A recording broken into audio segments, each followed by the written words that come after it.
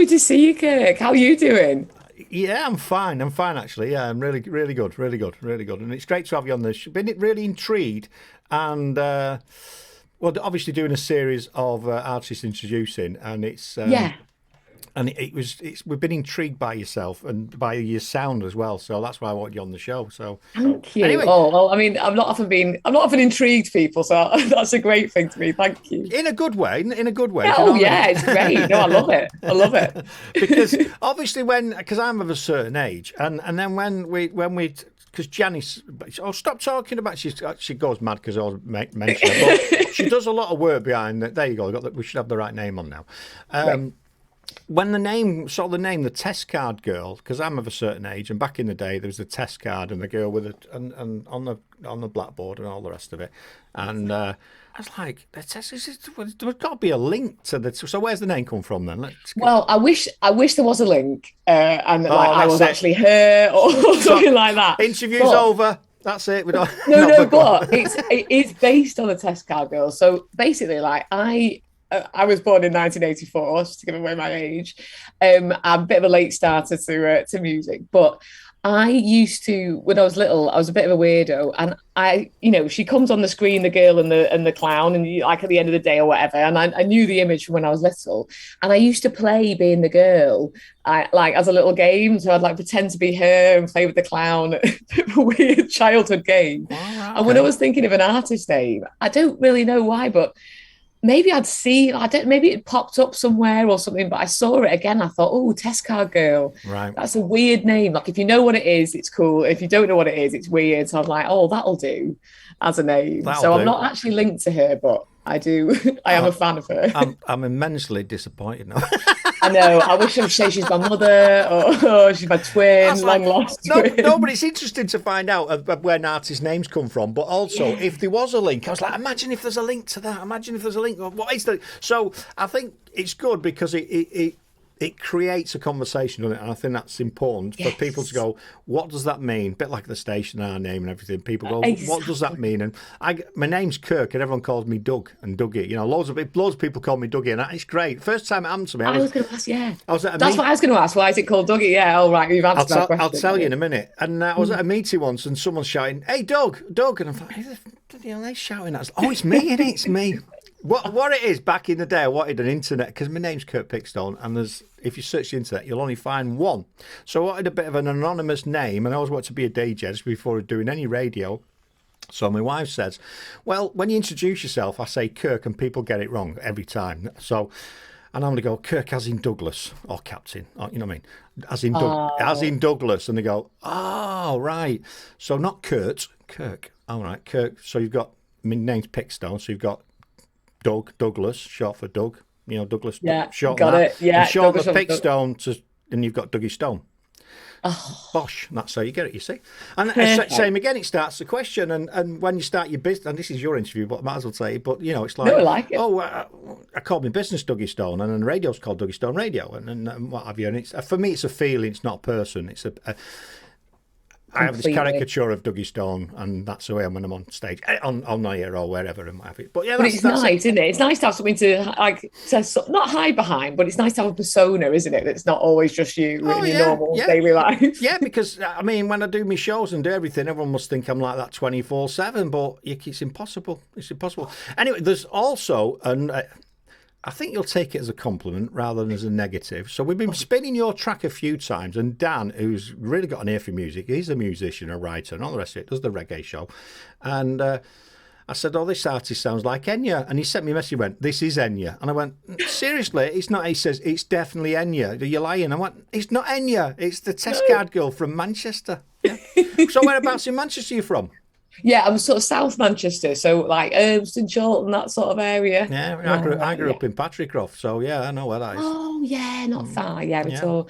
Oh, yeah. this that's funny the Enya thing. Do you know what? It's been said before. And at first I was like, oh, is that a good thing? And then I was like, actually, Enya's completely unique, isn't she? Like Yeah. there's no one like her. Everyone knows who she is. And I was like, yeah, I'll take a bit of that. Like the sort of digital Enya. I'll go, I don't mind going down that route. Because I think she's pretty cool. I think maybe she's had a bit of a bad rep, hasn't she? But yeah, I think that's quite cool. Yeah, she's a very distinctive sound, and you've got a very distinctive sound, and it's one of those. It's probably for me not normally a genre I'd gravitate towards and go, I think I'll put this on. But listening to yours, the more I've listened to it, the more like we like it, and that's why you're on the show. You wouldn't be on the show if we didn't like it, obviously. Well, of course. Oh no, brilliant. And then just over playing it a few times, I'm like, I really like the sound. So explain the sound, because you what do you call it? Folk? Is it folk? Well, I can't know. I've been calling it synth folk. Synth folk. That's it. I couldn't really think of another genre name. What it is really, like, I've started this all very late in the day, but like, I was a guitarist originally, but self-taught, and I'm a bit rubbish. And I would just build yourself up, girl. Come on, promote yourself. No, I'm an amazing guitar. Crap at guitar. I've got tiny hands, and I can't do like properly play the guitar. So I would be like, I love sort of finger picking, like Bob Dylan, all that sort of finger picking stuff. But I could, I'm just bad at it. And then when I did a couple of live gigs, I got so worried about the guitar. I was like, just remembering to sing at the wrong moment. The guitar was taking over my brain space. So I was like, well, I love the guitar, and I love that folk sound, but I also like love bands like New Order and like all that sort of synth sound and Churches and that sort of thing, Christine and the Queens. And growing up, I always had like loads of, like, I'd be on my headphones with a little keyboard, and like those rubbish sort of MIDI sounds on keyboards. I love them. Yeah. So I was like, right, well, I can ditch my guitar. I can take the rhythm of the guitar and the sort of folky vocals, and I can add in my rubbish keyboards. And out of that came synth folk, which, it's a new genre. Start talking about it. I mean, that's fantastic. From a crap guitarist to creating a whole new genre in its own right is just phenomenal, isn't it? Do you know what I mean? From one extreme to the other. Often it's your weaknesses, isn't it, that become your strengths. That I found. Yeah, I've got a lot of them, so I must be doing well in various areas. No, it's good. It's brilliant. And that's why I want to do these interviews. And this is the mini part of Dougie Stone's Introducing, because it's all right listening to the music and reading a little bit about something, but I think to truly get to understand more and appreciate the music more, you need to understand a bit more about the person, and that's why I do these. I think it's great for me and as a presenter to know that. So when I'm we're on there, we can get it going. So you're playing somewhere at the minute. Hang on a minute. I've got some information from our street team. Information. But I've got to be careful here, because they have been known to put the odd false fact in.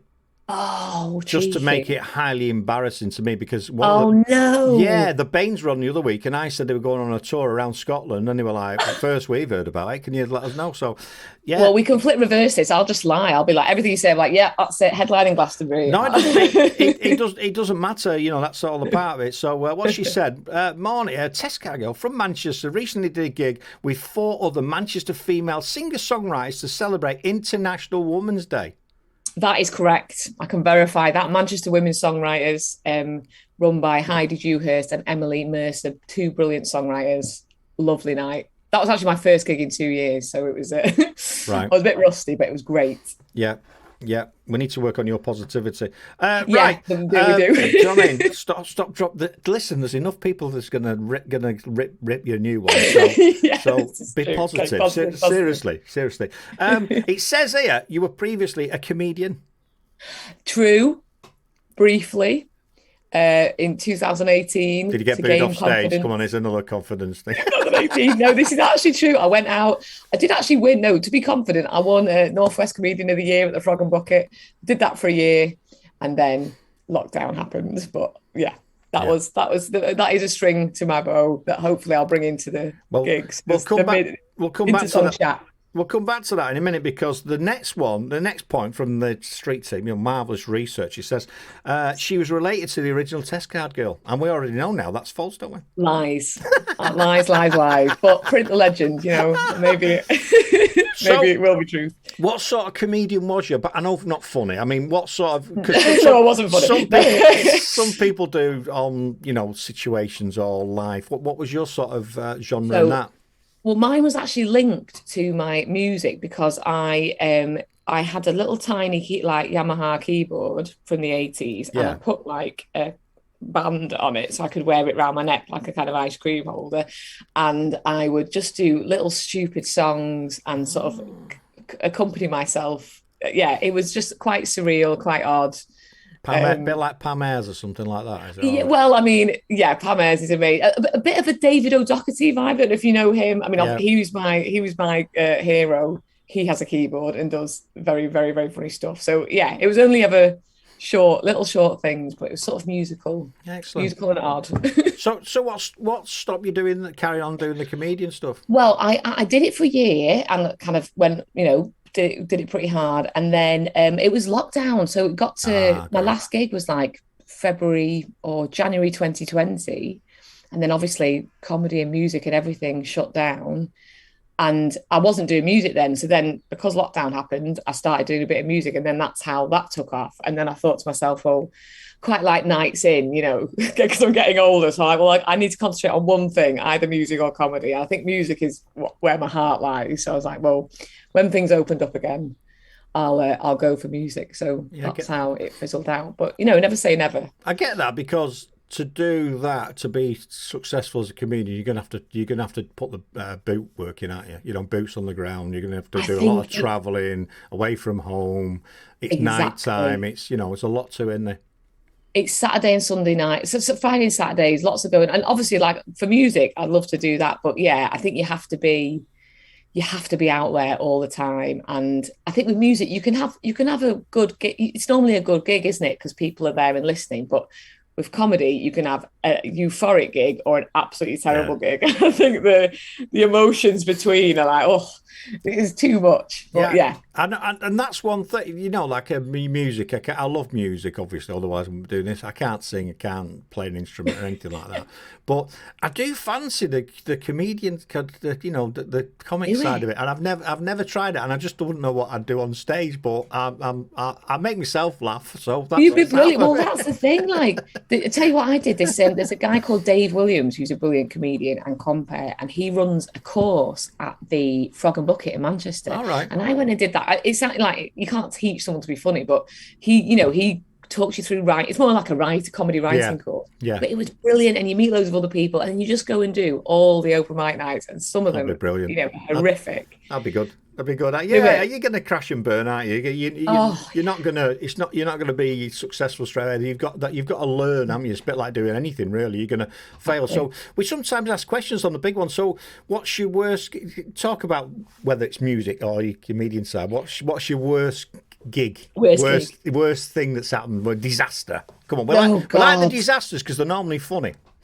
Well, I mean, I think the worst gig because it has to be comedy because I've only done one music gig, but which was fine. I think the worst gig was I booked for my first headline slot, which means like you're on last and you do like 20 minutes, and I'd practiced like absolute mad, and it was off in I won't name the venue, but it was off in sort of Lancashire way. And I got there and I was really hyped, and I'd set, all over social media, like headlining, headlining, headlining. And I got there and there was no audience at all, and just the other comedians. And I was like, oh my God, I have to do it. So we just sort of treated it as like a weird workshop, and we'd all go and do our bit. But after that, I was like, oh, I'm never saying I'm a headliner again until I've confirmed there's an audience. Cleared the So room. it was disappointing, and also because comedians are so jaded, they've either heard your material a million times Yeah. or they know all the tricks. So it was 20 minutes to a silent room of other Oh, that's comedians. awful. Yeah, hideous. That's But what awful. doesn't kill you makes you And stronger. I bet no one filmed it either, did you? Because at least you could have come away with a video from it.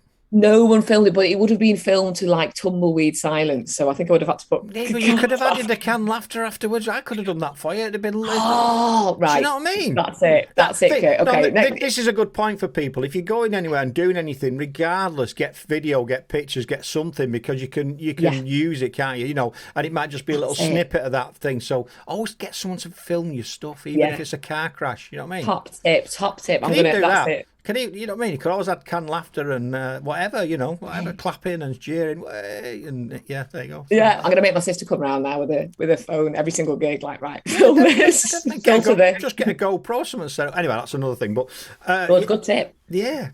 Well, that's what it's all about. We're all learning at the same time, aren't we? Exactly. So what's the plans going forward then? So have you done one gig? Have you got other? Have you got other I have. other stuff on the go? I've got other exciting gigs. So on Monday, I'm at Sofa Sounds in Leeds. So that'll be a lovely. I love Sofa Sounds. I do like sort of secret gigs, and they've always got a great audience. So that'll be lovely. Oh, this the one where they don't know where the venue is, and This is it. so that's like all Top the old secret. rave days, isn't it? Where you got a text message, meet here, then, Amazing. and Yeah. bring your pills, and that's it. And off we go. And Yeah, off we that is go. very much that vibe. No pills, I don't think, but it will Oh, be. It God, will it'd be be. boring then, won't it? Yeah, But but mind you, maybe. if you tell everybody there's going to be, it's like proper on, full on, you never know, it might be packed. It might be huge. I love the idea of it being secret because you don't really have to promote it yourself. You know, they've got an audience. That's lovely. And then I've got I'm playing at the Eagle Inn in Salford on Sunday, the 24th of April. So that's like a sort of about 5 acts, I think. Is that like a chilled out Sunday afternoon? My music's not very well. It's sort of chilled out, but also because it's electronic, it's a bit of a got to try Yeah, and it'd be find a way of perfect. making It'd it be perfect on a Sunday. Don't know how to go down in Salford. perfect on a Don't know how to go Sunday. down in Salford, like, but it'll be perfect for a Sunday afternoon. Well, we'll see because then the next gig is also Salford. So I'm playing Sounds from the Other City, which is the festival in Salford on the 1st of May. And that's my first festival Oh, gig. So lovely. that's a bit of a big one. So I'm really excited slash nervous about that. But that was I can get all my bells and whistles and keyboards out for that one. So that'll be 1st of May. And then I reckon in between I'll be filling up hopefully with like smaller Manchester gigs to just, get my time in. So I'll be around. I'm liking it. I'm liking it. It seems like you've got a few things sorted, and you're going on the right track, which is great, really. And Hopefully, we're going yeah. to be. We're obviously following you, so anything that comes Thank up, we'll you. know about it, and any more tracks that come up, we'll be spinning them as well. But it's been really interesting talking to you. I've really enjoyed it. Oh, what we've been asking all the artists to do on both the minis is because we want the artist drops so we can play them on the show. So on this show, I play all the artist drop. So if you want to, you can either introduce yourself as a test card girl Ooh. or by your name, and you're listening to Dougie Stone Radio. Could you do that for me? Oh, brilliant. Okay. Well, my name is Catherine Burgess, also known as Test Car Girl, and you're listening to Doggy Stone Radio. Wonderful. I'll get my man on that now. He'll put some he'll put I did the some ears. he'll Yeah. put some he'll put some stuff onto that and make it a bit thing. So yeah, it's been great. So we're gonna play your track in a moment, and we'll let you get on with your day and practice for your gig and what have you. So is there a story behind this track? And the track's called "We'll Always Be There." Hmm? Oh, you're playing that. Oh, lovely. Actually, this is Is a that the bit right more. one? Have I picked the right one? Have I picked the right Oh, one? well, I think Fly is my new single, No, but that's we'll always that. be No, there. no, no, that's the one. I want Fly. I want Oh, Fly. Brill. Oh, well, That's yeah. I don't know how I've done that because that's the track Oh, well. that I wanted on.